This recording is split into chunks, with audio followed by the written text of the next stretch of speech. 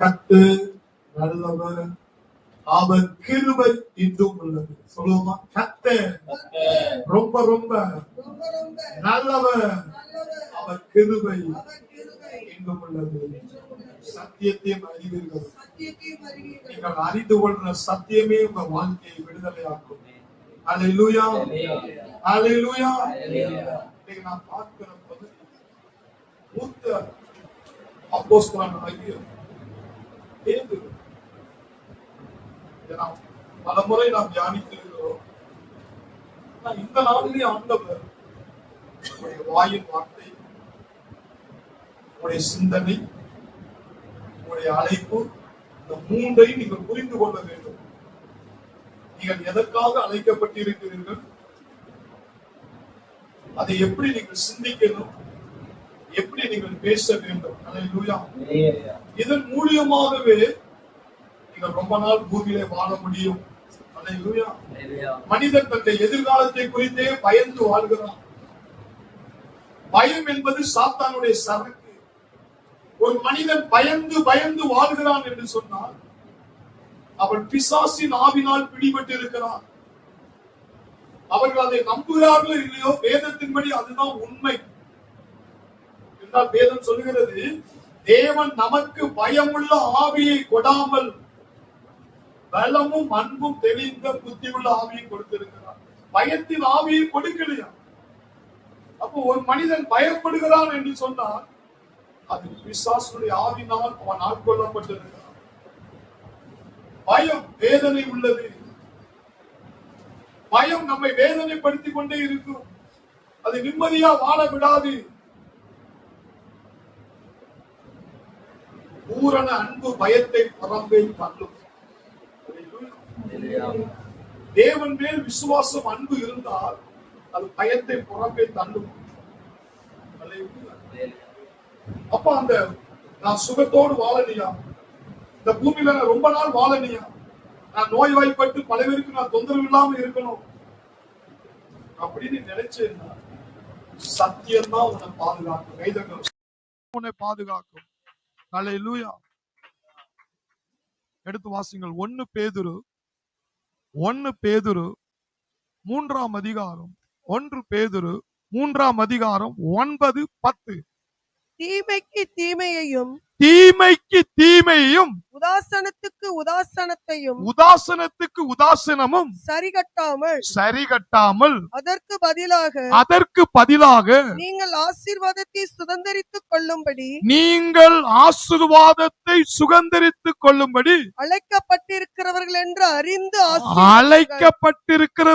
அறிந்து அவர்கள் ஆசீர்வதியுங்கள். ஜீவனை விரும்பி, ரொம்ப நாள் ஜீவன் என்னது? சமாதானம், சந்தோஷம், சுகம், ஐஸ்வர்யம், பாதுகாப்பு, வீடு, வாசல், சொத்து, இதெல்லாம் அந்த ஜீவனை நீ விரும்புனேன்னா நல்ல நாட்களை காண வேண்டும் என்று விரும்புகிறவன். நோய்வாய்ப்பட்டு குறுகி இருக்கிற காலமா அப்படி வாழக்கூடாது. நல்ல நாட்களை காண வேண்டும் என்று விரும்புகிறவன் பொல்லாப்புக்கு தன் நாவையும், பொல்லாப்புக்கு உன் வாயையும், கபடத்துக்கு தன் உதடுகளையும் விலக்கி காத்து. எவ்வளவு பெரிய வெளிப்பாடு தெரியுமா இது? இந்த வார்த்தை நீங்கள் சாதாரணமா நினைக்கலாம். இந்த உலகத்துல சுகத்தோடு வாழ்றதுதான் மிகப்பெரிய சொத்தா இருக்கிறது. ஏன்னா ஒவ்வொரு மனிதன் இன்னைக்கு வியாதியை குறித்து பயந்து வாழுகிறான். ஆனால் தேவனுடைய வார்த்தை நம்மளை எவ்வளவு உற்சாகப்படுத்துது பாருங்க. தேவனுடைய வார்த்தை நம்மளை எவ்வளவு தைரியப்படுத்து பாருங்க. நீ ஜீவனை விரும்புறியா? சுகத்தோடு வாழ விரும்புறியா? செழிப்போடு வாழ விரும்புகிறியா? சமாதானத்தோடு வாழ விரும்புகிறியா? ஐஸ்வர்யமா இருக்க விரும்புகிறியா? நீ விரும்புறவன் என்ன செய்வானா? பொல்லாப்புக்கு தன் நாவையும், வாயை மட்டும் கவனமா வச்சுக்கணுமா, காத்துக்கொள்ள வேண்டும். உதட கவனமா வச்சுக்கிட்டேன்னா இந்த பூமியில நீ ஜீவனை அனுபவிப்ப, நல்ல நாட்களை நீ காண்ப. எப்பா வாய்க்கு இவ்வளவு ஆசீர்வாதம் இருக்கா?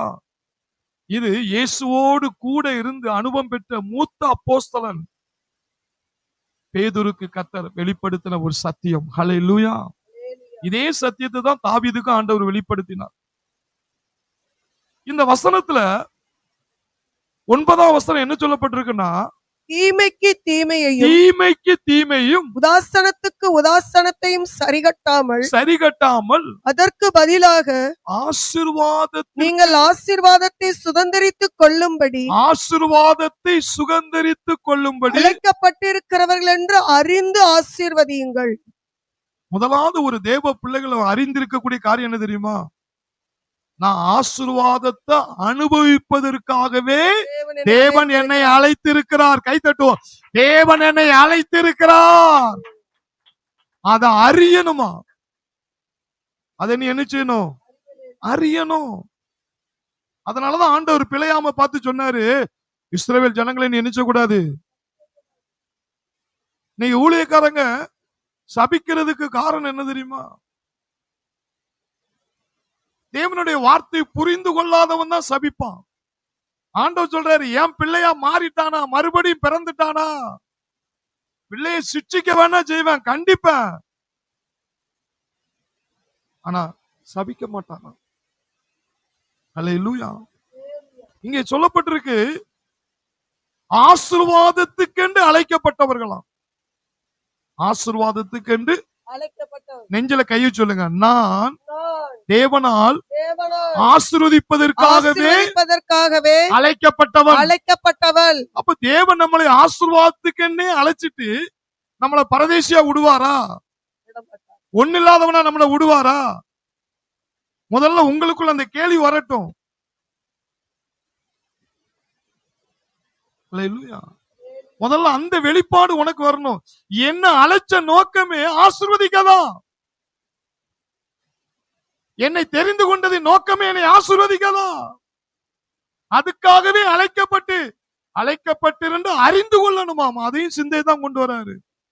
அறிந்து ஆசீர்வதியுங்கள். தேவனுடைய ஜனத்தை ஆசீர்வதிக்கணுமா? அல்லேலூயா. முதல் மனிதனாகிய ஆதாமை ஆதியாகமம் 1:28 எடுத்து வாசித்து பாத்தீங்கன்னா, முதல் மனிதனாகிய தேவன் அவர்களை நோக்கி நீங்கள் பலுகி பெருகி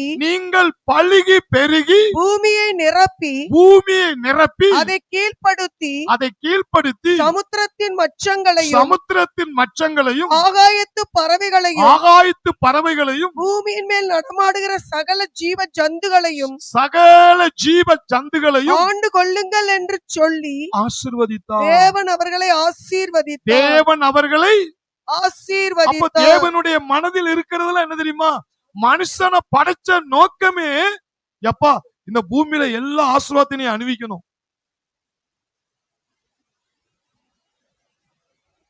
ஆண்டவர் மனிதனை படைக்கிறதுக்கு முன்னாடியே அவனுக்கு தேவையான எல்லாவற்றையும் படைச்ச பிறகுதான் ஆதாமையை படைச்சாரு.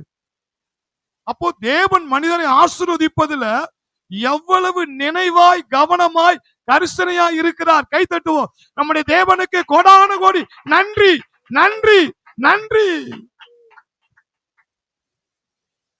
அவர் கரிசனையா இருக்கிறாராம். ஐயா, அவருடைய பிள்ளை ஆசீர்வதிக்க கரிசனையா இருக்கிறாரு. நீங்க தான் அந்த கரிசனையை புரிந்து கொள்ளாம இருக்கீங்க. நான் ஒரு பரதேசியா இருக்கிறேன், நான் ஒரு ஒண்ணு இல்லாதவனா இருக்கிறேன், நான் குடும்பத்திலே நான் தான் ஒண்ணு இல்ல, இப்படியே நீங்க நினைக்கிறதுனாலதான் தேவன் உன்னை அழைத்த அழைப்பை நீ கண்டுபிடிக்கல. ஐயா, உன்னை அழைத்த நோக்கமே ஆசீர்வதிக்க. அழைத்த நோக்கமே என்னதான்? முதல் மனிதனையே ஆண்டவர் படைச்ச நோக்கமே ஏதோ தோட்டத்துல எல்லாத்தையும் ஆண்டுகோள் என்று சொல்லி அவனை ஆசீர்வதித்தார். நம்ம நினைப்போம், அவனை ஆண்டவர் ஆசீர்வதிக்கிறாரியா, இவனை ஆசீர்வதிக்கிறாரியா. தேவன் மனிதனையே சிருஷ்டித்த நோக்கமே ஆசீர்வாதத்துக்கு தான். முதல்ல நீங்க அதை புரிந்து கொள்ளுங்க. இயேசுவ இந்த பூமிக்கு அனுப்புனது நோக்கமே உங்களை ஆசீர்வதிக்கதான். அப்போஸ்தலர் 3:26 சொல்லப்பட்டிருக்கு பாருங்க. அப்போஸ்தலர் 3:26. அவர் உங்கள் எல்லாரையும், அவர் மனுஷன் பட்சபாதம் பாப்பாயா, தேவன் அப்படி பார்க்க மாட்டாராம். அவர் உங்கள் எல்லாரையும் உங்கள் பொல்லாங்கிலிருந்து விலக்கி உங்களை ஆசீர்வதிக்கும்படி, பாருங்க, உங்களை ஆசீர்வதிக்கும்படிக்கு தேவன் தம்முடைய பிள்ளையாகிய இயேசுவை எழுப்பி தேவன் தம்முடைய பிள்ளையாகிய இயேசுவை எழுப்பி முதலாவது உங்களிடத்துக்கே அவரை அனுப்பினார் என்றான். முதல்ல இயேசுவை உங்களுக்காகவே அனுப்புனாராம். எதுக்கு? உங்களை ஆசீர்வதிக்க. உங்களுக்கு என்னென்ன பிரச்சனை இருக்குன்னு அத்தனை பொல்லாப்புல இருந்து உங்களை வெளியே என்ன செய்யணுமா? கொண்டு வரணுமா? அது வியாதியா இருக்கலாம், அது தரித்திரமா இருக்கலாம், அல்லது மனுஷனால தீர்க்க முடியாத பிரச்சனையா இருக்கலாம். ஆனா வேதம் சொல்லுது, பொல்லாப்பிலிருந்து உன்னை வெளியே கொண்டு வர்றதுக்கு தான் என் பரம பிதா தன்னுடைய ஒரே குமாரனை இயேசுவை உங்களிடத்திலே முதலாவது கொடுத்துட்டாராம். ஒரு பிதாவுக்கு ஒரு கை தட்டுவோமா? ஹல்லேலூயா. பிதா தந்த பரிசாகிய இயேசுவுக்கு ஒரு கை தட்டுவோம். ஹல்லேலூயா. அதை வெளிப்படுத்தின ஆவியானவருக்கு ஒரு கை தட்டுவோம். ஹல்லேலூயா. இதெல்லாம் இந்த வசனம் எல்லாம் உங்களை மண்டைக்குள்ள போச்சு, சிந்தைக்குள்ள போச்சு வச்சுக்கிறீங்களா? அப்போ நான் இந்த பூமியில நான் ஆண்டியா இருக்கக்கூடாது, பரதேசியா நான் வாழக்கூடாது, நான் ஆசீர்வாதமா இருக்கணுங்கிறதுக்காக அவர் பிள்ளையே முதலாவது எனக்கு தந்துட்டாராம். நம்ம என்ன சொல்றோம்? மனுஷனா பிறந்துட்டா தலை விதியா அந்த பிரச்சனையை தாங்கி இந்த பிரச்சனையோடு வாழு, இந்த பிரச்சனையோடு சாவு, உன் தலைவிதி இப்படிதான் நீ அலையணும், உன் தலைவிதி இப்படிதான் நோயோடு இருக்கணும், உன் தலைவிதி கடனோட தான் இருக்கணும். அப்படி இருக்கிறதுக்காகவா பிதா இயேசு வந்து தந்தாரு? வசனம் என்ன சொல்லுது? முதலாவது உங்களிடத்திற்கே அனுப்பினாராம். அல்லேலூயா. அல்லேலூயா. அப்பா என்ன ஆண்டவர் அதை ஆசீர்வதிப்பதற்கேனே அழைச்சிருக்கிறார்னா நான் ஆசீர்வாதத்தை அணிவிக்க போறேன். நான் ஆசீர்வாதத்தை என்ன போறேன்? அனுபவிக்க போறேன். அல்லேலூயா. அல்லேலூயா. என்னாகும் 24:1 என்ன சொல்லப்பட்டிருக்கு? இஸ்ரவேலை ஆசீர்வதிப்பதே கர்த்தருக்கு பிரியம். இஸ்ரவேலை ஆசீர்வதிப்பதே கர்த்தருக்கு பிரியம். அதுக்கு என்ன அர்த்தம் தெரியுமா? இஸ்ரவேலை ஆசீர்வதிப்பதே கர்த்தருடைய தொழிலா. ஒவ்வொருத்தருக்கும் ஒரு தொழில் இருக்குல்ல. டிரைவர் டிரைவரிங் தான் செய்வாரு, கண்டக்டர் வேலை தான் செய்வாரு, கொத்தனார் வேலை தான் செய்வாரு. ஒவ்வொருத்தருக்கும் ஒரு வேலை இருக்குல்ல. நம்ம ஏசப்பாவுக்கு பிதா கொடுத்த வேலை என்னதான்? அவர் ஜனங்களை ஆசீர்வதிப்பதுதான் அவருடைய இதுல பிரியம் சொல்லப்பட்டிருக்கு. இன்னொரு மொழிபெயர்ப்பு என்னன்னா தொழில். அப்போ மனுஷன் தொழிலை நினைச்சா மாத்தி மாத்தி செய்வான். ஆனா இயேசுவுக்கு பிதா என்ன தொழிலை கொடுத்திருக்கிறாரோ அதைத்தான் அவர் செய்வார். கைத்தட்டும். உன்னை ஆசீர்வதிப்பார், உன்னை ஆசீர்வதிப்பார், உன்னை ஆசீர்வதிப்பார். அதத்தான் அப்போஸ்தலனாகிய பேதுரு சொல்றாரு. என்ன சொல்றாரு? முதல் ஆசீர்வாதத்துக்கென்றே நீங்கள் அழைக்கப்பட்டவர்கள் என்று அறிந்து ஆசீர்வதியுங்கள். முதல்ல இந்த அறிவை நம்ம வளர்த்துக் கொள்ளணும். அந்த அறிவை வளர்த்துக்கிட்டோம்னா அறிக்கையெல்லாம் தானா வரும். பிரியமானவனே, நாத்துமா வாழ்வது போல எல்லாவற்றிலும் கிறிஸ்துவுக்குள் எல்லாவற்றிலும் சம்பூர்ணம் உடையவனாய், எல்லாவற்றிலும் சம்பூர்ணம் உடையவர்களாய், கிறிஸ்துவுக்குள் பரிபூர்ணம் உடையவனாய். ஏன்னா அதுக்காகவே இயேசுவை நமக்கு தந்திருக்கிறாரா, அதற்காகவே உங்களை அழைச்சு இருக்கிறாரா. அல்லேலூயா. அப்படி சொல்லிட்டு அடுத்து எங்க வர்றாரு? அந்த ஆசீர்வாதத்தை நீ அனுபவிக்கணும்னா அவர் அழைச்சிட்டாரியா, அவர் அழைச்சிட்டாரு, அவர் பிளான் போட்டாரு. அதை ஏன் ஒன்னால அதை அனுபவிக்க முடியல அப்படிங்கறது உன் வாயை தான் சொல்றாரு. என்ன சொல்றாரு? வாய். உன் நாவை மட்டும் நீ காத்துக்கிட்டேன்னா, உன் வாயையும் உதடையும் நீ காத்துட்டேன்னா நீ ரொம்ப நாள் பூமியில சுகத்தோடு வாழ்வ. உன் வாழ்க்கை எப்படி இருக்குமா? நல்ல நாட்களை நீ காண்ப, ஜீவனை நீ விரும்புவ, சமாதானத்தோடு இருப்ப, வயதான காலத்திலும் சந்தோஷமா இருப்ப. அல்லேலூயா. அப்ப இதை விட ஒரு கிறிஸ்தவனுக்கு என்ன ஆசீர்வாதங்க வேணும்? ஒரு கிறிஸ்தவனுக்கு என்ன ஆசீர்வாதம் வேணும்? ஜீவனை விரும்பி நல்ல நாட்களை காண வேண்டும் என்று விரும்புகிறவன் வாயை மட்டும் கண்ட்ரோல் பண்ணு, உதட மட்டும் கண்ட்ரோல் பண்ணனா இந்த ஆசீர்வாதத்தை நீ வயசான காலத்திலே உன்னை அணிவிக்க முடியும். நம்ம என்னது இது ஏதோ பைபிள் ஒரு கட்டுக்கதையை நம்ம சொல்ற மாதிரி நினைக்காங்க. ஆமா ஆமா ஆமா அடுத்து ஒரு மணி நேரம் கூட கடைபிடிக்க மாட்டாங்க. சர்ச்சை விட்டு வெளியே போனாலே அது இருக்கிற வரை ஆமா ஆமாம்பாங்க. அது உங்க வாழ்க்கையை மாத்தாதுங்க. அந்த சத்தியத்தின்படி நீ நடந்தா நீ விடுதலை ஆவ. கை தட்டுவோம். விடுதலை ஆவ. அல்லேலூயா. அந்த நாவை தான் சொல்றாரு. நாவுல அவ்வளவு என்ன ரகசியம் இருக்கு. நீதிமொழிகள் 18:21 வாசிங்க. மரணமும் ஜீவனும் மரணமும் ஜீவனும் நாவின் அதிகாரத்தில் இருக்கும். அதில் பிரியப்படுகிறவர்கள் அதன் கனியை புசிப்பார்கள். அதை பிரியப்படுகிறவர்கள் அதன் கனியை புசிப்பார்கள். இது நான் இதுல உட்கார்ந்திருக்க அவ்வளவு பேருக்கு இந்த வசனம் தெரியும். சாலமோன் மூலியமா கர்த்தர் வெளிப்படுத்துறாரு. மரணமும் ஜீவனும், ஆசீர்வாதமும் சாபமும், சுகமும் வியாதியும், ஐஸ்வர்யமும் தரித்திரத்தை. நீ ஐஸ்வர்யத்தை அணிவிக்கிறியா அல்லது தரித்திரமா போறியா? நீ சுகத்தோடு வாழ போறீங்களா அல்லது வியாதியில மாட்ட போறீங்களா? நீ உயர்ந்த நிலைமைக்கு வருவியா அல்லது கீழான நிலைமைக்கு போவியா? அதோடைய ரகசியம் வாயில தான் இருக்கு. வாயில தான் இருக்குன்றாரு.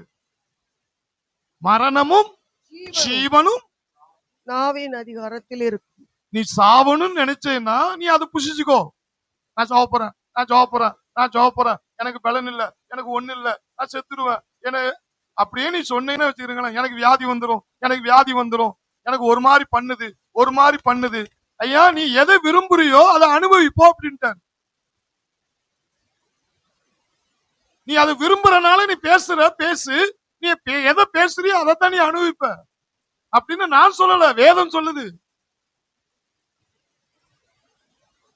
நீ மரணத்தை பேசுறத விட எதை பேசு? ஜீவனை பேசு. கர்த்தர் எனக்காக யாவையும் செய்து முடிப்பா. நான் கீழாகாமல் மேலாவேன், வாளாகாமல் தலையாவேன். இப்பொழுது இருக்கிறதை பார்க்கலும் 1000 மடங்கு கர்த்தர் சொல்லியபடி என்னை உயர்த்துவார். பூமியில் உள்ள சகல ஜனங்களை பார்க்கலும் கர்த்தர் என்னை புகழ்ச்சியும் கீர்த்தியுமாய் வைப்பார். ஜீவனை பேசுனா நீ ஜீவனை அனுபவிக்கிறியா? நீ மரணத்தை பேசுனா நீ மரணத்தை அனுபவிப்பியா? அதை தெரிந்து கொள்ளுதல் சாய்ஸ எங்க கொடுத்துட்டாரு? உன் கையில கொடுத்துட்டாரு. எல்லாரும் பக்கத்தை பார்த்து சொல்லுங்க.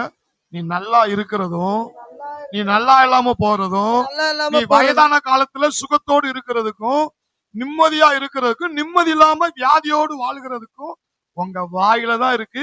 அதை நீங்க சூஸ் பண்றதை பொறுத்துதான் உங்க வாழ்க்கை இருக்குன்னு சொல்லிட்டாரு. இது நான் சொல்லல, கர்த்தருடைய வேதம் சொல்லுகிறது. கை தட்டுவோமா? ஹல்லேலூயா, ஹல்லேலூயா.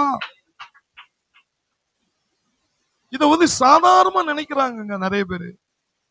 கிறிஸ்தவ வாழ்க்கையில பேசுறத சாதாரண நினைக்கிறாங்க. கோபத்துல வார்த்தையை அள்ளி விட்டுருவோம். ஆனா வேதம் சொல்லுது, நீ பேசுற ஒவ்வொரு வார்த்தையிலையும் கவனமா இருக்கணும். வாயில இருக்குன்னே சொல்லிட்டாரு. மரணமும் ஜீவனும், உனக்கு ஆசீர்வாதம் வர்றதும் வராம போகிறதும் உன் வாயில வச்சிருக்கேன்ட்டாரு. அதை நீ எதை பேசிக்கிட்டு இருக்கியோ அதை நீ பெற்றுக்கொள்வாய், அனுபவிப்பாய். நாவுக்கு அவ்வளவு பவரா? மத்தேயு 18:18 எடுத்து வாசித்து பாருங்க. மத்தேயு 18. பூலோகத்திலே நீங்கள் எவைகளை கட்டுவீர்களோ அவைகள் பரலோகத்திலும் கட்டப்பட்டிருக்கும். அது பரலோகத்தில் கட்டப்பட்டிருக்கும். பூலோகத்திலே நீங்கள் எவைகளை கட்டவிழ்ப்பீர்களோ அவைகள் பரலோகத்திலும் கட்டவிழ்க்கப்பட்டிருக்கும் என்று மெய்யாகவே உங்களுக்கு சொல்லுகிறேன். இயேசு சொல்றாரு, இந்த சத்தியம் உண்மை என்று சொல்றாரு. மெய்யாகவே. பைபிள்ல இயேசு மெய்யாகவேங்கிற சொல்ற வார்த்தையெல்லாம் ரொம்ப கவனமா படிங்க. பரலோகத்தையே ஒரு குலுக்கக்கூடிய சத்தியம் வாயில தான் இருக்கான். உன் வாயில தான் இருக்குன்னு இயேசுதான் சொல்றாரு. நீங்க கட்டுறது எப்படி கட்டுவீங்க? 2 வாயை பொத்தி அப்படியே வாயை திறக்காம அப்படியே இருக்கிற பரலோகத்துல ஒரு வேலையும் உனக்கு நடக்காது. ஊமை கிறிஸ்தவனுக்கு ஆசீர்வாதமே கிடைக்காது. ஆசீர்வாதத்தை விரும்பாத, அது கிடைக்காது அப்படின்னு நான் சொல்லல, வேதம் சொல்லுது. நீ வாயை திறந்து இயேசுவின் நாமத்தில் சாத்தானின் வல்லமை கட்டி வைக்கிறேன், இயேசுவின் நாமத்தில் வியாதியை கட்டி வைக்கிறேன், இயேசுவின் நாமத்தில் தரித்திர ஆவியை கட்டி வைக்கிறேன் அப்படின்னு பூமியில கட்டுனா அந்த நாவினுடைய பவர் எங்க போய் தாக்குதான்? பரலோகத்துல தாக்குதான், பரலோகத்தை அசைக்குதான். நீ பூமியில கட்டுனா பரலோகத்துல கட்டப்படுமா? அடுத்த ஆசீர்வாதத்தை நீ அவுக்க வச்சுக்கிறீங்க. இயேசுவின் நாமத்தில் சுகத்தை கட்டவிழ்க்கிறேன், இயேசுவின் நாமத்தில் அற்புதத்தை கட்டவிழ்க்கிறேன், இயேசுவின் நாமத்தில் தூதர்களை ஆசீர்வாதத்தை கொண்டு வா. அப்படி கட்ட வீழ்த்தா பரலோகம் பரலோகத்துல என்ன செய்யப்படுதான்? அப்போ ஒரு பரலோகத்தையே ஒரு அசைக்கக்கூடிய ஒரு மனிதனுக்கு கர்த்தர் அந்த பவரை எங்க வச்சிருக்கிறாராம்? கை தட்டும். நாவில், நாவில், நாவில். அல்லேலூயா. இத புரியாம கட்டுறேன் கட்டுறேன் அப்படின்னு சொல்ல, அதை புரிஞ்சு பண்ணீங்கன்னா அற்புதம் நடக்கும். ஐயா, இதை சொன்னது இயேசு. சொல்லுங்க, இதை சொன்னது இயேசு. அவர் வாயை திறந்து கட்ட சொல்லி இருக்கிறாரு. நீங்க வாயை திறக்காத மனிதர்கள் எல்லாம் பாருங்க, அற்புதம் நடக்காதுங்க. அதுக்காக தான் இன்னைக்கு ஆண்டவர் உங்ககிட்ட பேசுறாரு. சத்தமா வாயை திறந்து இயேசுவின் நாமத்தில் எல்லா வியாதியின் வல்லமை இயேசுவின் நாமத்தினாலே கட்டி வைக்கிறேன். அடுத்தது இயேசுவின் நாமத்தில் சுகத்தை நான் கட்டவிழ்க்கிறேன். கண்ணை மூடி முழிக்கிறதுக்குள்ள பரலோக வேலையை காட்டிரும். இதை செய்யாம அவன் காசை வித்து, பணத்தை வித்து, சொத்தை வித்து, உடலை வித்து, ஆஸ்பத்திரியில அனாதை என்ன எவ்வளவு பாடுபடுறான் தெரியுமா? ஆனா ஆண்டவர் சொல்றாரு, இலவசமா உன் வாயில அந்த சூத்திரத்தை வச்சிருக்கான்பா, அந்த பவரை வச்சிருக்கான்பா, என் வார்த்தை உண்மை என்று சொல்லி ஒரு கட்டு உன் வாயால இயேசுவின் நாமத்துல கட்டி வை, பரலோகத்துல வேலை நடக்கும். அல்லேலூயா. பரலோக தேவன் கிரியை செய்வார். ஆசீர்வாதத்தை அவிழ்த்து விடு. பரலோகத்தின் தேவன் தூதர்களை அனுப்பி உனக்கு காரியத்தை செய்து முடிச்சிருவார். அல்லேலூயா. இது கஷ்டமா? இது சிம்பிளுங்க. 2 நிமிஷத்துல இது செஞ்சு முடிச்சிடலாம். ஆனா 2 மணி நேரம் இங்க இருந்து நடப்பான். 2 மணி நேரம் டாக்டர்கிட்ட டோக்கன் வாங்குற கியூல நிப்போம். 2 நிமிஷத்துல நீ அற்புதத்தை பெறலாம். ஈஸியானதை செய்ய மாட்டான், கஷ்டமானதை செய்வான். இயேசு சொன்னார், இலவசமாய் பெற்றீர்கள், இலவசமாய் கொடுங்கள். கை தட்டும். ஹல்லேலூயா, ஹல்லேலூயா.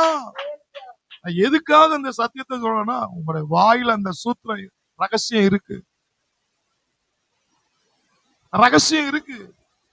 அதை நீ பயன்படுத்து, அதை நீ பயன்படுத்து. ஒரு எழுப்புதல் ஊழியர், உலகத்தை அசைத்த தேவனுடைய விசுவாசத்தினால் அசைத்த தேவன் மனிதன். தேவனுடைய வார்த்தையை சொல்லும் பொழுது கண்டினியூஸா ஒரு குறைஞ்சபட்சம் ஒரு 3 தடையாவது சொல்லும்பார். குறைஞ்சபட்சம் என்ன செய்யணுமா? 3 நேரமா சொல்லு. 3 நேரம் முத நேரம் சொல்லும் பொழுது உனக்கு மனதுல போராட்டங்களை சொல்ல விடாம ஆக்குவான். திரும்ப சொல்லு. 2வது முறை அந்த வார்த்தையை சொல்லு. 3வது முறை அந்த வார்த்தையை சொல்லும் பொழுது அந்த வார்த்தை உனக்குள்ள ஒரு வலிமை உண்டாக்கும். வெளியே அது கிரியைகளை உண்டாக்கும். கை தொட்டோமா? ஹல்லேலூயா. சொல்லுங்க, தேவனுடைய வார்த்தைய ஒருத்தன் திரும்ப திரும்ப வாயை திறந்து சொல்லும் போது உள்ள வலிமை கொண்டு வருதான்.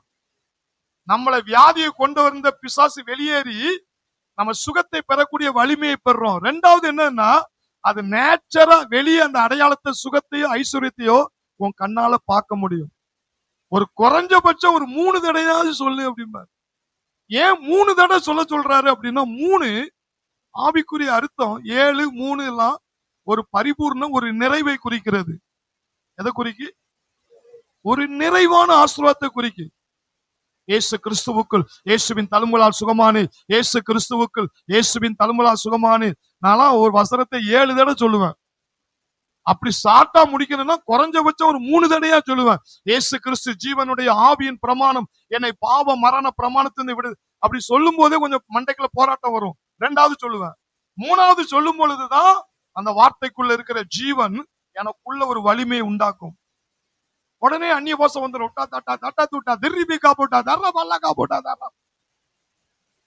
ஏன்னா இந்த 3ங்கிற வார்த்தையில நிறைய வெளிப்பாடுகள் இருக்கு.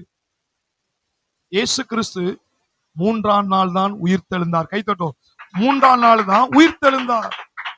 அப்ப அந்த 3 என்கிற நிறைவு எதை குறிக்கு தெரியுமா? வெற்றியை குறிக்கு.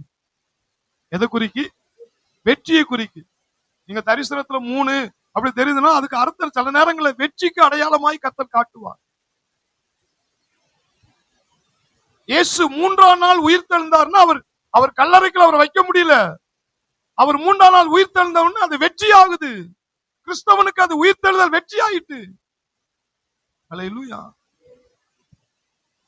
இன்னொன்னு ஏசாயா 6ஆம் அதிகாரத்துல நீங்க பாத்தீங்கன்னா, ஏசாயா 6ஆம் அதிகாரம், ஓ glory, 3வது வசனம்.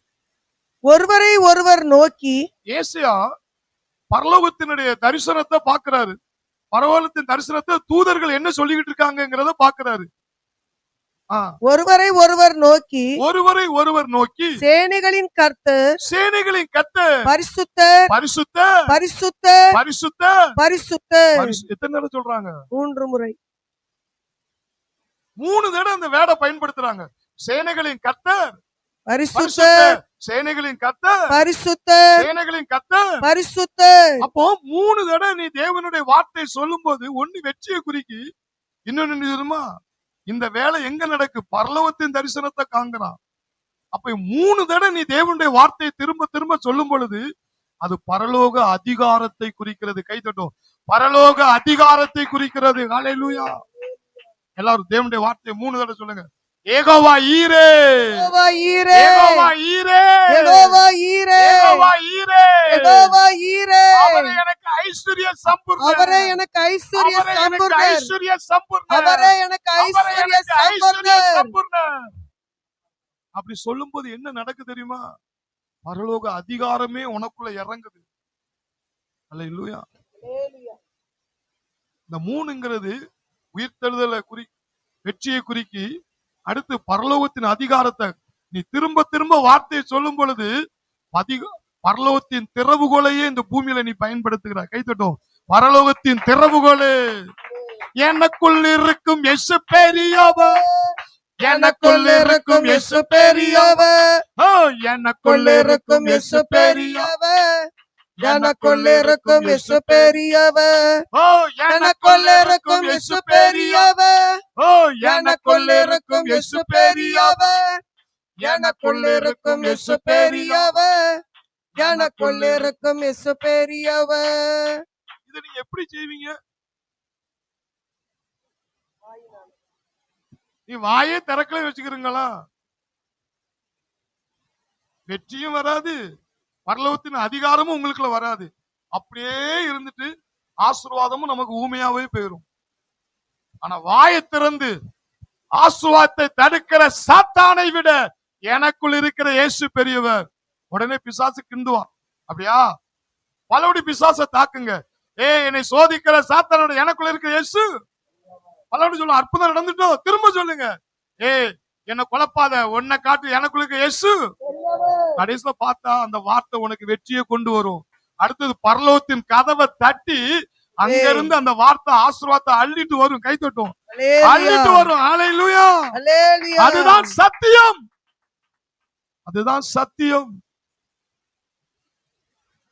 இதை நீங்க பயன்படுத்திட்டீங்க வச்சுக்கிறீங்களா, சத்துரு உங்க காலுக்கு கீழே வந்துரும். ஹல்லேலூயா.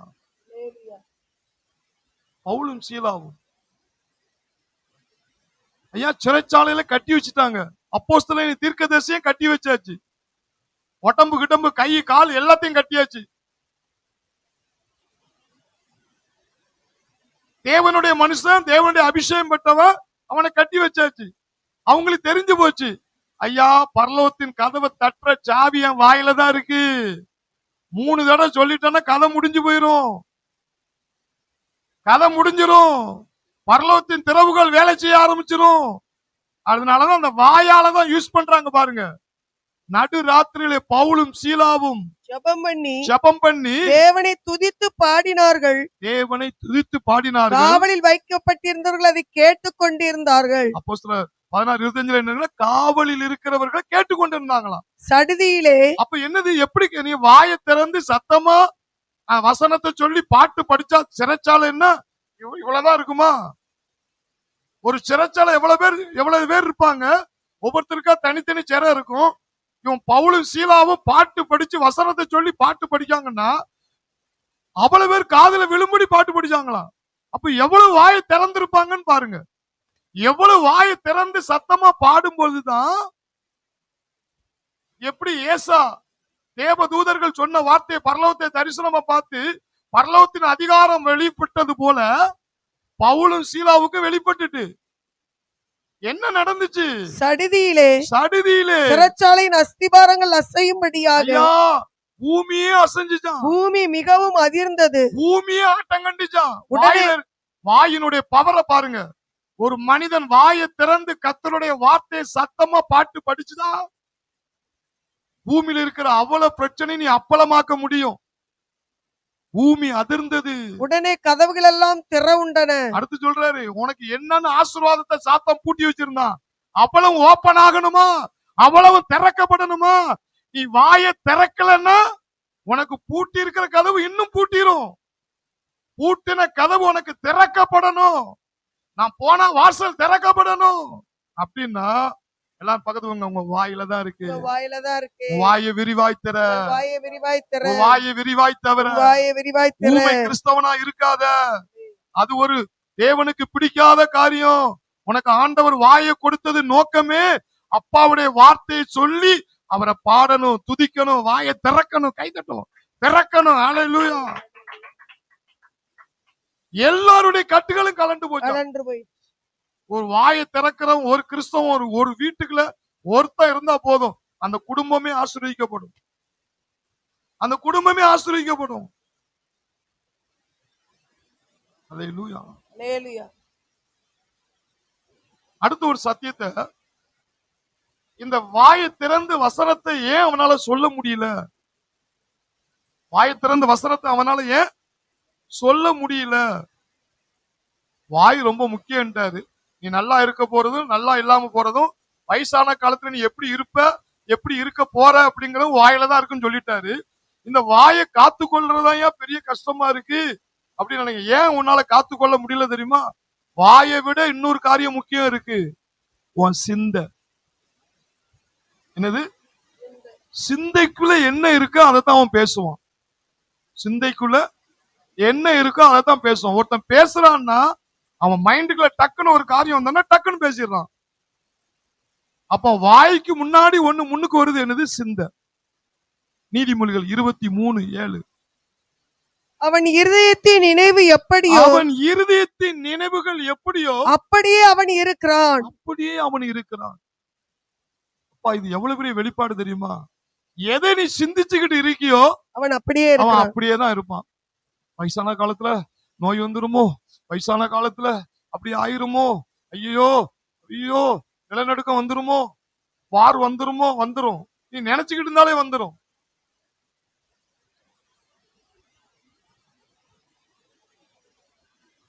சத்துரு தடை பண்ணிடுவானோ, நீ நினைச்சனா தடை பண்ணிடுவான். ஏன்னா வசனம் அப்படிதான் இருக்கு. ஒருவனுடைய நினைவுகள் எப்படியோ அவன் அப்படியே இருக்கிறான். ஹல்லேலூயா. சிந்திக்கிறதே கிடையாது. எப்ப பார்த்தாலும் தாழ்வாவே சிந்திக்கிறது. அந்த சிந்தனை தான் ஒரு மனிதனை அழிவுக்கு நேரா நினைச்சது. ஒரு மனிதனுடைய நினைவுகள் எப்படியோ அப்படியே இருக்கிறான். ஆண்டவர் சொன்னாரு, எப்பா மனுஷன் பூரா தாறுமாறா தான் நினைச்சுக்கிட்டு இருக்கான், அதனால பறவைகிட்ட போய் அந்த கற்றுக்கோ அப்படிங்கிறாரு. பறவை கூட ஒழுங்கா சிந்திக்கு. மத்தேயு 6:26 நினைக்கிறேன். மத்தேயு 6:26. ஓ க்ளோரி க்ளோரி. ஆகாயத்து பட்சிகளை கவனித்து பாருங்கள். ஆகாயத்து பட்சிகளை கவனித்து, காக்காவை போய் பாருங்க. மனுஷன் போய் படிக்கிறது என்னன்னா, மனுஷன் ஏட்டி புட்டி தான் என்னத்தையா சொல்லி சிந்திச்சுட்டு இருப்பான். ஆண்டவர் சொல்றாரு, பறவைகளை போய் கற்றுக்கோ. ஆகாயத்து பறவைகளை கவனித்து பாருங்க. அவைகள் விதைக்கிறதும் இல்லை, அவைகளுக்கு சொத்து இல்ல, சோகம் இல்ல, ஒண்ணுமே இல்ல, அறுக்கிறதும் இல்லை, அறுக்கிறதும் இல்ல, களஞ்சியங்களில் சேர்த்து வைக்கிறதும் இல்லை. அவைகளுக்கே தேவன் பிழை போட்டுகிறார். அவைகளையும் உங்கள் பரமபிதா பிழை பூட்டுகிறார். அவர்களை காட்டிலும் அவைகளை பார்க்கிலும் நீங்கள் விசேஷித்தவர்கள் அல்லவா? ஏன் அதை போய் கற்றுக்கொள்ள சொல்றாரு? அது எதையுமே ஐயோ நாளைக்கு நமக்கு புல்லு கிடைக்குமா, நாளைக்கு நமக்கு சாப்பாடு கிடைக்குமா அப்படி நினைச்சு கவலைப்படாது. அன்னைக்கு கொத்தி தின்னுட்டு அன்னைக்கு வாழ்ந்துட்டு அப்படியே விசுவாசத்துல அது வாழுது. மனுஷன் பாருங்க, 4ஆம் கிளாஸ் தான் படிச்சிருப்பான், அல்லது புள்ள இப்பதான் பிறந்து 1 வருஷம் 2 வருஷம் தான் புள்ள ஆயிருக்கும். 12 வருஷத்துல அந்த 5 லட்சம் ரூபா நான் இன்ஜினியருக்கு சேர்க்கணும், 10 லட்சம் ரூபா பீஸ் ஆயிரும், 10 பிள்ளைக்கு 1 வயசு கூட ஆயிருக்காது.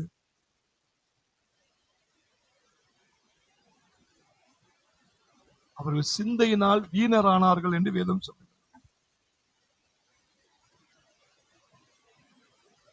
அவன் இப்பமே வயசான காலத்தை பத்தி நம்ம சிந்திச்சுட்டு இருப்பான்.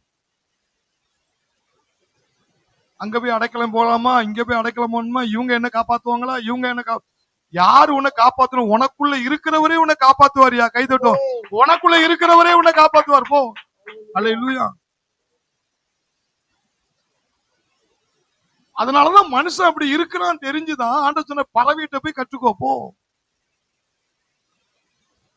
இவங்க இந்த பூமியில பிறக்கும் போது கோடீஸ்வரரா பிறந்த மாதிரி, பணக்காரரா பிறந்த மாதிரி, ஏன் இத்தனை வயசு வரை உன்னை ஒவ்வொரு நாளும் என்னைக்கா உன்னை ஆண்டவர் உன்னை பட்டினி போட்டிருக்காரா? என்னைக்காவது ஆண்டவர் உன்னை பட்டினி போட்டிருக்காரா? இவ்வளவு வயசு வரை உன்னை நடத்தினவர் உன் தேவன் தானே. ஏன் அதே தேவன் உனக்கு வயசான காலத்துல தேவன் மாறிடுவாரா? வசனம், அவர் நேற்றும் என்றும் என்றும் மாறாதவர்.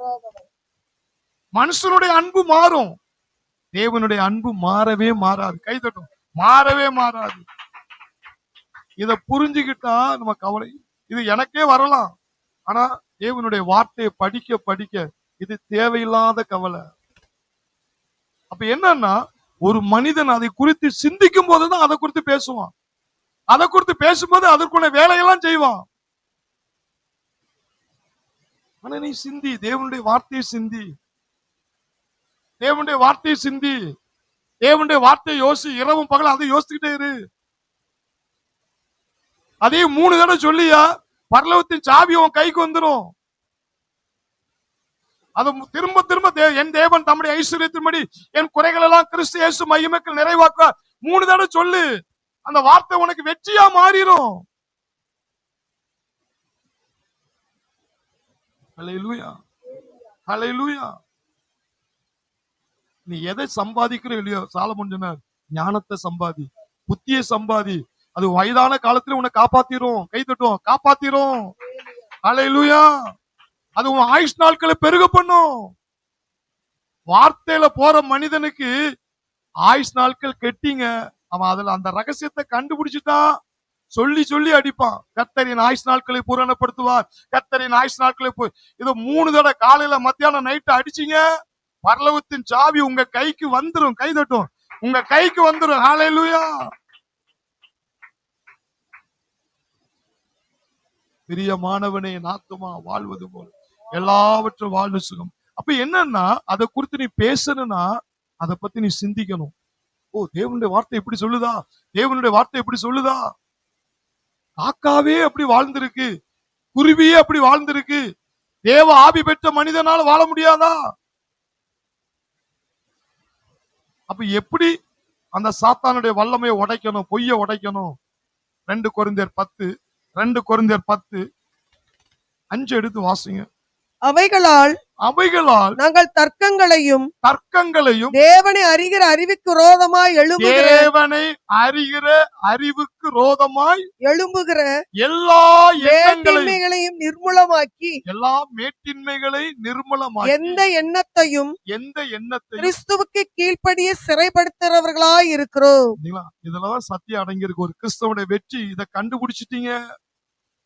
Joyce Meyer, Kenneth Hagin, Oral Robert, விக்கல் சொட், இவங்கெல்லாம் வெற்றி கண்ட சத்தியங்க இது. இத நீங்க புரிஞ்சுக்கிட்டீங்க. அப்படியா? என்னைக்கு நீங்க மறுபடியும் பிறந்தீங்களோ அன்னைக்கு உங்களுடைய மனித ஆவில சுகம், ஐஸ்வர்யம், பாதுகாப்பு, உயர்வு எல்லாமே வந்துட்டு. அப்ப எங்க நமக்கு பிரச்சனைங்கன்னா, நமக்கு மனதில் இருக்கு பாருங்க, ஆத்துமா, அது ஏத்துக்கொள்ள முடிக்கு. அது திடீர்னு கை காந்தும், திடீர்னு கால் வலிக்கும். ஆனா உங்களுடைய ஆவில ஆண்டவர் என்னைக்கு நீ ஞானஸ்தானம் எடுத்தியோ, என்னைக்கு நீ ரட்சிக்கப்பட்டியோ, அன்னைக்கு சுகம் வந்துட்டு. நான் சுகமா இருக்கிறவங்களால சொல்ல முடியுதா? சொல்ல முடியாது. முடியலன்னு என்ன, உன் மனம் என்ன செய்யல, ஏத்துக்கொள்ளல. உன் சரீரத்தினுடைய உணர்ச்சியை பார்த்து உன் மனம் நான் வியாதியா இருக்கேன். ஆனா பவுல் சொல்றாரு, எப்படி ஜெயிக்கணும்னா, எல்லா எண்ணங்களையும் கிறிஸ்துவுக்குள் சிறைப்படுத்தி. அப்போ தேவனை அறிகிற அறிவுக்கு, தேவனுடைய அறிகிற அறிவுனா தேவனுடைய வார்த்தை. தேவனுடைய வார்த்தை என்னது? கிறிஸ்து. அந்த கிறிஸ்துவாகிய வார்த்தையை கொண்டு சுகத்துக்கு ரோதமா, ஐஸ்வர்யத்துக்கு ரோதமா, பாதுகாப்புக்கு ரோதமா, நீ எதிர்பார்க்கிற ஆசீர்வாதத்துக்கு ரோதமா அந்த எண்ணம் வருது இல்ல, அந்த எண்ணங்களை கிறிஸ்துவாகிய வார்த்தையை கொண்டு அதை கைதியாக்கணுமா, சிறையாக்கணுமா. அதை சிறையாக்கி ட்ரைனிங் எடுத்துட்டா அவன் தான் வெற்றி உள்ள கிறிஸ்தவன். கைதட்டும், வெற்றி உள்ள கிறிஸ்தவன். அல்லேலூயா. வசனம் எப்படி இருக்கு பாருங்க, எல்லா எண்ணங்களையும் இருக்கா, எந்த எண்ணத்தையும் கிறிஸ்துவுக்கு, எந்த எண்ணத்தையும் கிறிஸ்துவுக்குள் கீழ்ப்படிய சிறைப்படுத்துறவர்களா சிறை. இருக்கிறோம். சிறைனா என்னது? உள்ள போட்டு அடைச்சிட்டாச்சுன்னா அவன் வெளியே வர முடியாது. அப்போ உனக்கு நோய், உனக்கு நோய், உனக்கு தோல்வி, உனக்கு கஷ்டம், நான் எனக்கு அது வந்துரும், எனக்கு கிடைக்காது, இப்படி வருது இல்ல. இதை என்ன செய்யணுமா? அரெஸ்ட் ஆக்கு, கைதியாக்கு. இந்த எண்ணத்தை கைதியாக்குன்னு எப்படி ஆக்க முடியும்? வசனத்தை கொண்டுதான் கைதியாக்கணுமா. அப்ப பிசாசு இப்ப ஒரு எண்ணத்தை கொண்டுக்கிறான், ஐயா உனக்கு நடக்காது, உனக்கு நடக்காது, உனக்கு தோல்வி, உனக்கு தோல்வி அப்படின்னு என்ன வருது வச்சுங்களா. எல்லா எண்ணங்களையும் எப்படி சிறைப்படுத்தணும்? கிறிஸ்துவுக்குள் கீழ்ப்படித்து அதை சிறைப்படுத்தும். அப்படின்னா யெகோவா நிசி, யெகோவா நிசி, யெகோவா நிசி அப்படின்னு அந்த வார்த்தையாகிய கிறிஸ்துவை தூக்கிட்டு போய் உன் மனதாகிய சிந்தைகளை கொண்டு வந்து அதுக்கு ஆப்போசிட்டா இருக்குல்ல அந்த சிந்தைய கைதி ஆக்கிரு. கை தட்டுவோம், கைதி ஆக்கிரு, சிறையாக்கிரு. அப்படி ஆக்கிட்டேன்னா நீ வெற்றி பெற்று விட்டாய். தாங்க சத்தியம். இது வந்துட்டீங்களா வார்த்தை வந்துடும், வாயை கண்ட்ரோல் பண்ணிடுவான். நீ அதை சிந்திச்சு அப்படியா, சிந்தைக்குள்ள கிறிஸ்து இருந்தா, வார்த்தையாக கிறிஸ்து இருந்தா, யெகோவா ஈரே, இயேசு எனக்கு நித்திய ஜீவன், யெகோவா ஈரே, இயேசு எனக்கு சுகம், யெகோவா ஈரே, இயேசு எனக்கு உயர்வு அப்படின்னு அந்த சிந்தைகளை கொண்டு வந்து அதுக்கு ஆப்போசிட்டா இருக்கிற சிந்தைய அப்படியே அரெஸ்ட் ஆக்கிரு, கைதி ஆக்கிரு. கோல் அடிப்பாய். கை தட்டுவோம், கோல் அடிப்பாய், கோல் அடிப்பாய். அல்லேலூயா. இது சத்தியம், இது சத்தியம். அதான் இன்னைக்கு நான் இதுல ஜெபம் பண்ணி இருக்கும்போது அந்த ஒரு வார்த்தை கூட சங்கீதம் எடுத்து வாசிங்க. 119:11. சங்கீதம் 119:11. ஓ glory to God. நான் உமக்கு விரோதமாய் பாவம் செய்யாதபடிக்கு, உமக்கு விரோதமாய் பாவம் செய்யாதபடிக்கு உமது வாக்கை என் இருதயத்தில் வைத்து வைத்தேன். இருதயத்தில், இருதயங்கிறது என்னன்னா மனித ஆவியும் ஆத்துமாவில் இருக்கிற பகுதியாகி சிந்தனையும் சேர்ந்ததுதான் இருதயம். அப்போ தாவீது எப்படி வெற்றி பெற்று இருக்கிறாரு? தாவீது பண்ணின சேட்டையை பாத்தீங்கன்னா அவ்வளவு பயங்கரமான பாவத்துல விழுந்தாரு. ஆனா எப்படி தேவனுடைய இருதயத்துக்கு ஏற்ற மகனா மாறினாரு? ஐயா அது அவனுக்குள்ள அந்த தவறான எண்ணம் இருந்தனால தவறான காரியத்தை செஞ்சுட்டான். இப்ப என்ன பண்ணிட்டான்? தேவனுடைய வார்த்தையை தூக்கிட்டு போய், வார்த்தை கிறிஸ்துவா இருக்கிறாரு, அந்த வார்த்தையை தூக்கிட்டு போய் நான் ரொம்ப பாவி, நான் ரொம்ப பாவம் செஞ்சுட்டேன், நான் ரொம்ப மோசமானவன் அப்படிங்கிற எண்ணத்தை இருதயத்தில் வைத்தேன்னா என்னது? நான் பரிசுத்தம், இயேசு எனக்கு பரிசுத்தம், இயேசுவை எனக்கு தந்திருக்கிறாரு. அவர் தீர்க்கதரிசி இல்ல, பின்னாடி நடக்கிறத முன்னாடி அறிஞ்சிட்டாரு. அல்லேலூயா. இருதயத்தில் வைத்தேன். பிரச்சனையை வைத்து வைக்கலையா? எதை வச்சாரா? வாக்கை என் இருதயத்தை, வாக்கை கிறிஸ்து எப்படி இருக்கிறாரு? வார்த்தையா இருக்கிறார். கை தட்டுவோம், வார்த்தையா இருக்கிறார். அல்லேலூயா. உன சத்துரு உன்னை திரும்ப திரும்ப விழ வைக்கிறானா? நீ விழுந்துகிட்டு இருக்கிறதையே யோசிச்சுக்கிட்டு இருக்காத. அதை சிறையாக்குறதுக்கு நான் நியாயப்பிரமாணத்தை கீழ்ப்படியாமல் கிருபைக்கு கீழ்ப்படிந்திருக்கிறபடினா பாவம் என்னை மேற்கொள்ளாதியா? அதை உள்ள வச்சு இவனை வெளியே தள்ளு. எல்லா எண்ணங்களையும் கிறிஸ்துவுக்கு கீழ்ப்படுத்தி சிறைப்படுத்து, அதை கைதியாக்கு. நான் ஏழை இப்படின்னு சொல்ற எண்ணங்களை, அவரை தொழுது கொள்கிற யாவருக்கும் அவர் ஐஸ்வர்ய சம்பூர்ணர், அதை தூக்கிட்டு போய் தாவீத மாதிரி அப்படியே இருதயமாகிய சிந்தைக்குள்ள வச்சு அவனை சிறையாக்கி நீ அணிவிச்சிட்டேன்னா ஐஸ்வர்யம் தானா வரும். கைதட்டும், தானா வரும். அல்லேலூயா. நீதிமொழிகள் 4 நீதிமொழிகள் 4:23 எடுத்து வாசி. எல்லா காவலோடும் எல்லா உன் காவலோடும் இருதயத்தை காத்துக்கொள், உன் இருதயத்தை காத்துக்கொள். அதனிடத்திலிருந்து ஜீவ ஊற்று புறப்படும். ஏன் அதை பாதுகாக்க சொல்றாரு? அங்கதான் சிந்தை இருக்கு. அங்கதான் என்ன இருக்கு? சிந்தை இருக்கு. இருதயத்தின் ஒரு பகுதியா இருக்கு. ஏன்னா நீ ரட்சிக்கப்பட்டுட்ட, மறுபடியும் பிறந்துட்டாலே உனக்குள்ள எல்லாம் வந்துட்டு, ஐயா வந்தும் ஏன் அணிவிக்க முடியல? உனக்காக இயேசு சிலுவையில் எல்லாத்தையும் சம்பாத்தியம் பண்ணி உனக்குள்ள வந்துட்டாரு. அவர் சம்பாத்தியம் பண்ணி வந்து ஏன் அணிவிக்காம இருக்க? அதுக்கு காரணம் சிந்தை தான். அதுக்கு காரணம் அந்த சிந்தையை நீ காவல் வச்சுட்ட, வாயை பூட்டு போட்டுடலாமா? அல்லேலூயா. ஏன்னா சிந்திக்கிறது தான் உன் வாய் பேசுது. ஒரு மனிதன் ஒரு காரியத்தை பேசுறான்னா அதுக்கு முன்னாடி அவன் என்ன செய்யறான்? சிந்திக்கிறான். அந்த சிந்தனையும் பயத்தினாலதான் அவன் வளர்றான், வாய் வளர்றான். அதை சமாளிக்கிறதுக்கு 1000 சொல்லலாம், மண்டைக்குள்ள அதை சிந்திக்கிறதுனாலதான் வார்த்தை வெளியே வருது. அப்போ இதே சிந்தைக்குள்ள தேவனுடைய வார்த்தையை உள்ள வச்சுட்டீங்க வச்சிருங்களேன். பவுல் அப்படிதான் வாழ்ந்து இருக்கிறார். ஜீவ வசனத்தை பிடித்து கொண்டு உலகத்தின் சுடர்வழி போல.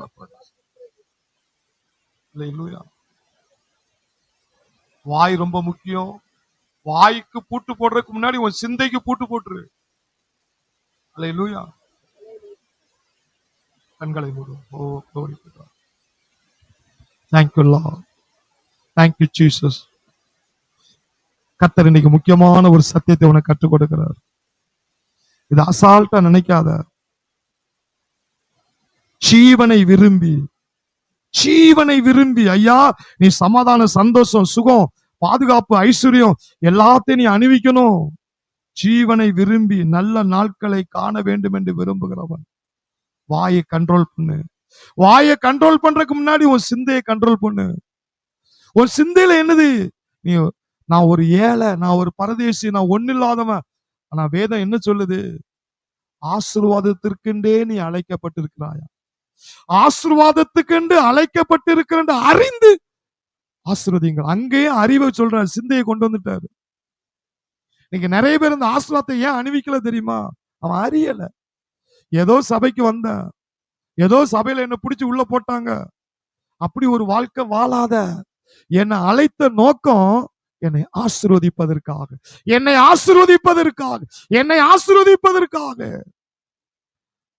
அவருடைய ஒரே குமாரனையே எனக்காக தந்திருக்கிறார். முதலாவது எனக்கு தந்திருக்கிறார். இஸ்ரவேலை ஆசீர்வதிப்பதே கர்த்தருக்கு தொழில். ஐயா என்னை சபிக்கிற தொழில் கிடையாது, என்னை ஆசீர்வதிக்கிற தொழில். அப்படி இருந்து நான் ஏன் ஆசீர்வதிக்கப்படல? உன் வாயால தான் நீ ஆசீர்வதிக்கப்பட. உன் வாயால மரணமும் ஜீவனும் உன் நாவின் அதிகாரத்தில் இருக்கு. அதை பிரியப்படுவது கனியை புசிப்பார்களாம். நீ பேசுறது சாதாரண நினைக்கிற, அது அப்படியே நடக்கும் என்று சொல்லியிருக்கு.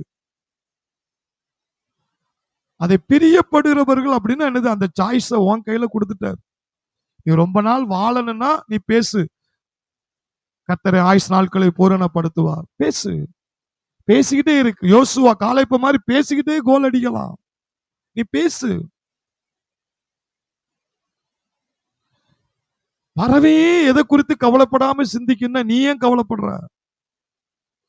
ஊர்ல நடக்கிற காரியங்கள் அவனுக்கு இவனுக்கு ஐயா அவனுக்கு இவனுக்கு. நீ யாரு? நீ தேவனுடைய பிள்ளை, ராஜா வீட்டு பிள்ளை. வானத்தையும் பூமி உண்டாக்கின சர்வ வல்லவருக்கு நீ பிள்ளையா பிறந்திருக்க.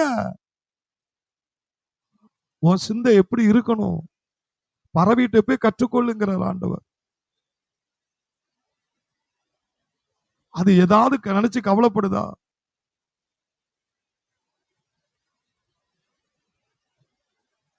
பேசு. பவுலும் சீலாவுக்கும் ஒண்ணுமே செய்ய முடியாத அளவுக்கு எல்லா உறுப்பையும் கட்டியாச்சு.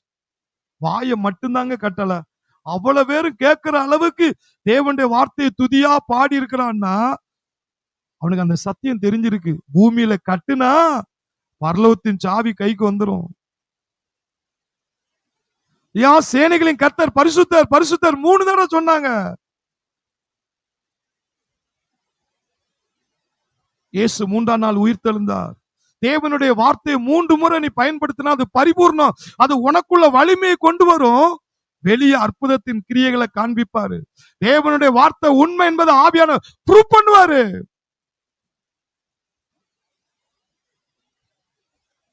இயேசு பிசாசினால சோதிக்கப்படும் போது திரும்ப திரும்ப வார்த்தையை சொன்னார்.